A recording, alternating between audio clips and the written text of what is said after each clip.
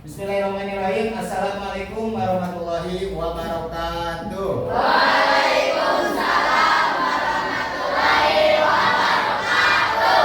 Alhamdulillah, puji syukur kita panjatkan kehadirat Allah Subhanahu wa taala, di mana pada kesempatan hari ini kita dapat berjumpa lagi insya Allah dalam keadaan sehat walafiat untuk melaksanakan kegiatan pembelajaran. Sebelum memulai pembelajaran, alangkah baiknya kita awali pembelajaran dengan berdoa bersama-sama. Untuk kesempatan hari ini, siapa yang ingin memimpin doa? Coba angkat tangan. Oke, Ipan, boleh Ipan untuk memimpin teman-temannya berdoa. Silakan. Duduk siap, gerak. Sebelum belajar, mari kita berdoa dulu. Berdoa mulai.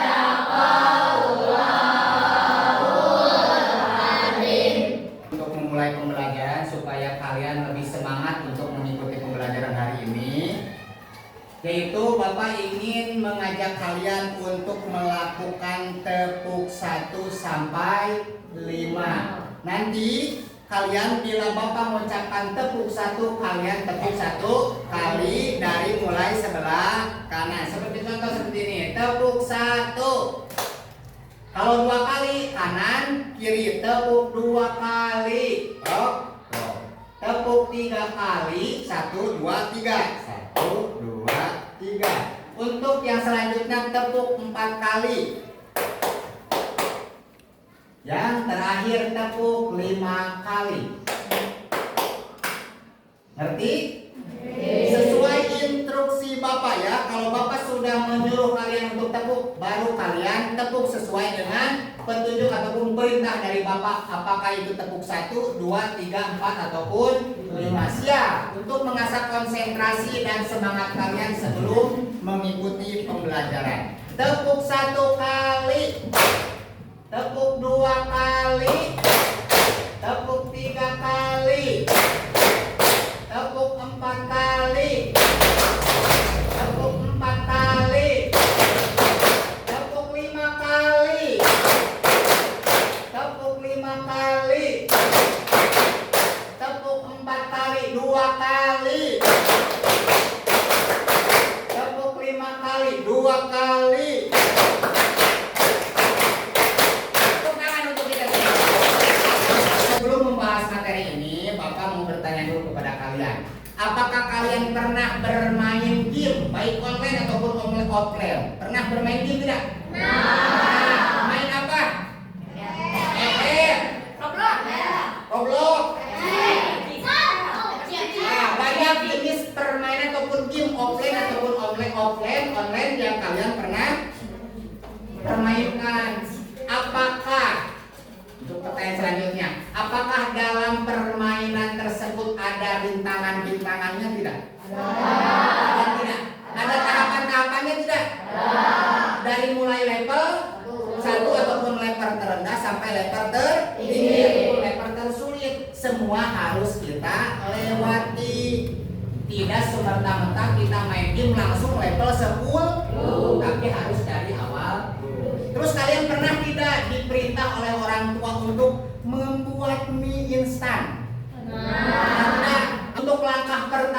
yang harus dilakukan untuk membuat mie instan apa? Ambil panci. Ambil panci, terus apa lagi? Air. Ambil air, terus Rebus goreng. direbus, terus Masukkan lagi. masukkan mie-nya, terus Nyalakan kompor. nyalakan kompornya, terus Masukkan bumbu. hah? Nyalakan tungkunya, terus masukkan bumbunya, terus di Goreng. aduk. Kenapa Bapak bertanya seperti itu? Karena sesuai dengan materi hari ini, yaitu berpikir komputasional. Sebelum kita membahas kepada materi, yaitu kalian harus mampu memahami pengertian dan konsep dari berpikir komputasional. Dan yang kedua, kalian harus mampu menerapkan konsep dari dekomposisi, pengenalan pola, dan algoritma untuk menyelesaikan permasalahan sederhana yang biasa terjadi dalam kehidupan sehari-hari. Untuk lebih jelasnya, apa sih yang disebut dengan berpikir komputasional itu? Berpikir komputasional itu adalah cara berpikir yang digunakan untuk menyelesaikan masalah dengan pendekatan yang logis, sistematis, dan efisien seperti cara kerja komputer. Jadi yang disebut dengan berpikir komputasional itu adalah cara berpikir seperti komputer, di mana komputer itu adalah dalam menyelesaikan masalah itu harus dengan logis, dalam artian masuk di akal. Kita pun sebagai manusia harus berpikir logis, jangan percaya terhadap ilmu-ilmu yang tidak masuk di akal. Terus sistematis dalam artian bertahap. Kita pun dalam kehidupan sehari menyelesaikan masalah itu harus sistematis, harus bertahap. Seperti cuci piring, bertahap apa langsung bersih? Bertahap. Seperti contoh apa? Ambil dulu sabun, tuangkan dulu sabunnya, terus digosok-gosok ke piring, terus piringnya sudah ada sabunnya dibilas dengan air bersih, baru disimpan. Dan selanjutnya ada konsep-konsep utama dalam berpikir komputasional. Yang pertama, konsep yang pertama dalam berpikir komputasional itu adalah dekomposisi ataupun pemecahan masalah. Apa yang disebut dengan dekomposisi? Yaitu pemecahan kompleks bagian-bagian yang lebih kecil dari masalah besar kita diperingankan ataupun diolah menjadi bagian-bagian kecil. Seperti contoh, bayangkan kalau kita disuruh oleh orang lain menjadi panitia ulang tahun.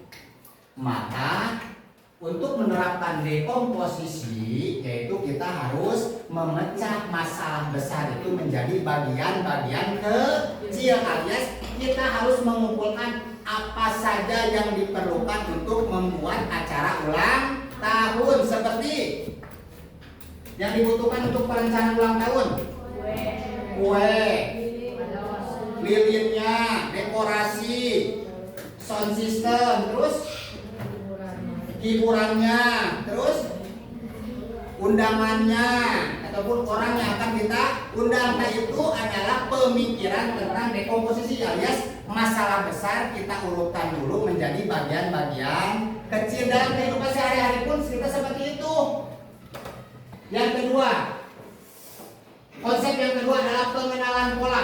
Pengenalan pola berarti mengidentifikasi apakah terdapat tren, pola, ataupun kesamaan dalam beberapa data yang terkumpul atau masalah yang ada. Dengan mengenali pola, kamu dapat menggunakan solusi yang telah berhasil diterapkan pada masalah lain yang sejenis. Maksudnya seperti ini, pengenalan pola ataupun konsep berpikir pengenalan pola, kita memecahkan masalahnya itu dengan pengalaman yang terjadi. Seperti contoh, mengenal suara. Kita tahu suara itu karena sudah terbiasa mendengar suara seperti itu.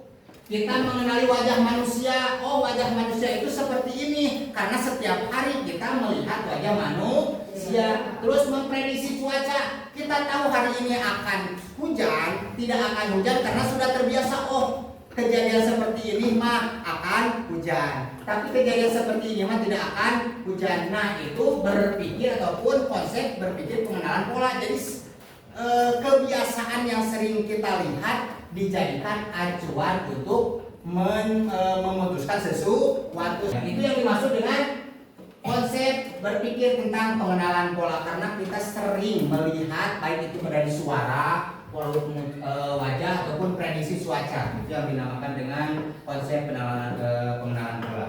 Dan yang ketiga yaitu konsepnya abstraksi. Yang dimaksud dengan abstraksi adalah menyaring informasi yang tidak relevan dan hanya mengambil bagian yang penting untuk menyelesaikan masalah. Dengan kata lain, hanya terfokus pada informasi pentingnya saja. Step yang terakhir adalah berpikir algoritma. Yang disebut dengan berpikir algoritma yaitu menyusun langkah-langkah instruksi ataupun prosedur yang sistematis untuk menyelesaikan suatu masalah tertentu. Yang dimaksud di konsep ini, kita menyelesaikan masalahnya itu harus sistematis. Nah, seperti contoh, menanak nasi pakai magicom berarti harus sistematis.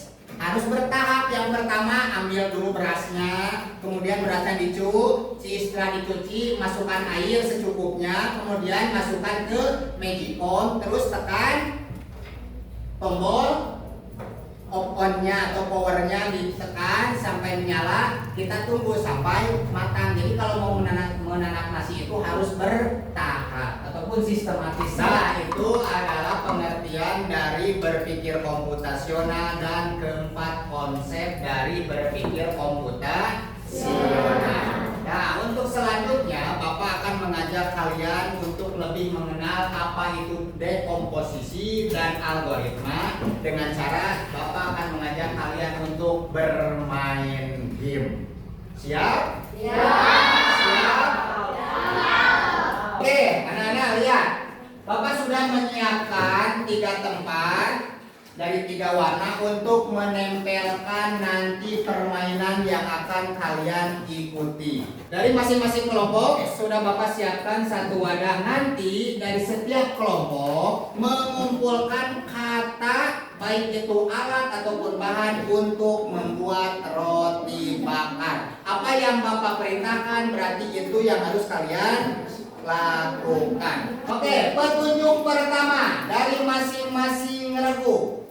Ambil alat untuk membuat roti bakar. Silakan ambil 1 orang 1 dari masing-masing kelompok. Langsung ditempel di tempat yang sudah disediakan, yang termasuk alat untuk membuat roti bakar. Kemudian ambil pakunya dan ditempel di tempat yang sudah ditentukan. Bebas mau di mana nempelnya, yang termasuk alat. Lanjut kepada orang kedua, masih alat untuk dipergunakan dalam membuat roti bakar. Setelah beres, orang pertama lanjut untuk orang kedua. Terus disambung. Orang kedua sudah lanjut ke orang ketiga.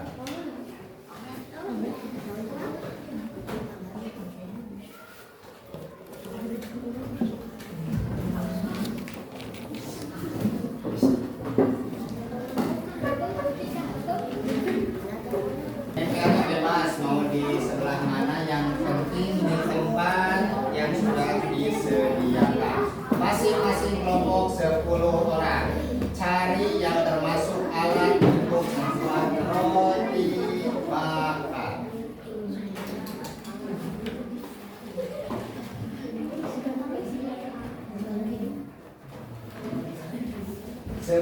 Oke, kita lanjut ke game kedua. Barusan kalian sudah diperintahkan oleh Bapak mengambil 10 yang termasuk ke dalam alat membuat roti bakar. Sekarang gantian mengambil 10 bahan untuk membuat roti bakar. Silakan ambil, kemudian ditempelkan disatukan dengan yang sudah.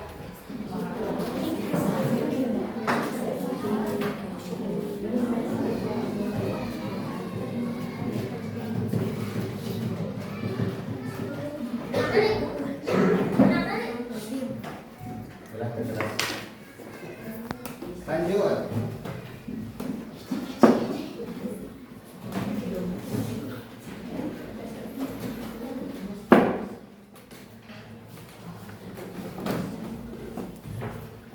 Bahan untuk membuat roti bakar.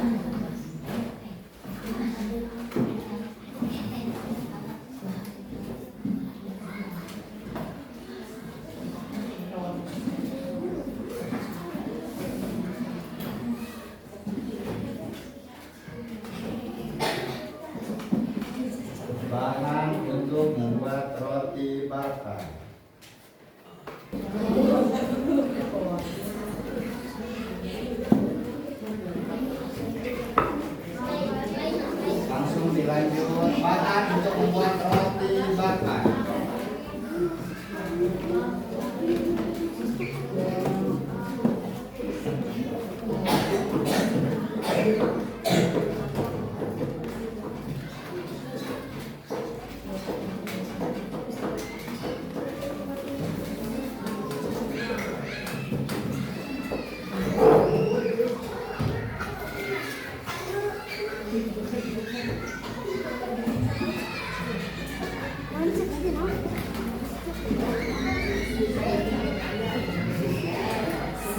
Ini sudah kalian kumpulkan, baik itu berupa bahan ataupun alat untuk membuat roti bakar. Tugas yang terakhir kalian dari masing-masing kelompok mendiskusikan urutan menjadi urutan-urutan membuat roti bakar.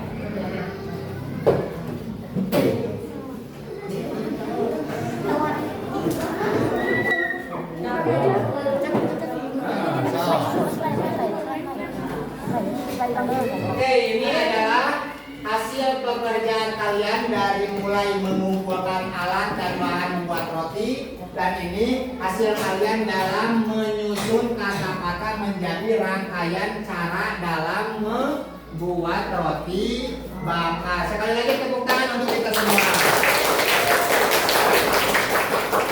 Tujuan dari permainan ini untuk mengenalkan kepada kalian secara langsung apa itu dekomposisi dan algoritma. Dekomposisi yang pertama, kalian memecahkan permasalahan menjadi bagian-bagian kecil dengan cara tadi tugas kalian membuat roti bakar, tugasnya kalian memecahkan dulu menjadi bagian-bagian kecil. Artinya kalian mengambil bagian-bagian kecil untuk membuat roti bakar. Dan algoritmanya kalian barusan sudah dipraktikkan, menyusun menjadi rangkaian cara membuat roti bakar. Alhamdulillah pertemuan hari ini sudah selesai. Terima kasih kepada adik-adik yang sangat antusias dan bersemangat dalam mengikuti pembelajaran hari ini. Apakah senang kalian mengikuti pembelajaran hari ini? Yang tadi kita sudah membahas beberapa materi. Apa saja materi yang sudah kita pelajari hari ini? Yang pertama tentang konsep berpikir komputasional, ya. Yang pertama apa? Komposisi. Yang kedua? Pengenalan pola. Yang ketiga? Dan yang keempat? Keempat konsep tersebut ternyata dalam kehidupan sehari-hari sering kita laksanakan. Karena dalam kehidupan ini kita harus sistematis, harus bertahap. Untuk menutup pembelajaran hari ini, alangkah baiknya kita tutup kembali dengan berdoa bersama-sama. Tadi untuk doa pembuka sudah dipimpin oleh Ipan. Untuk yang terakhir, doa untuk sebelum pulang saya akan memimpin. Oke, Saudara Ali, silakan untuk memimpin berdoa. Doa siap gerak. Sebelum pulang mari kita berdoa dulu, berdoa mulai.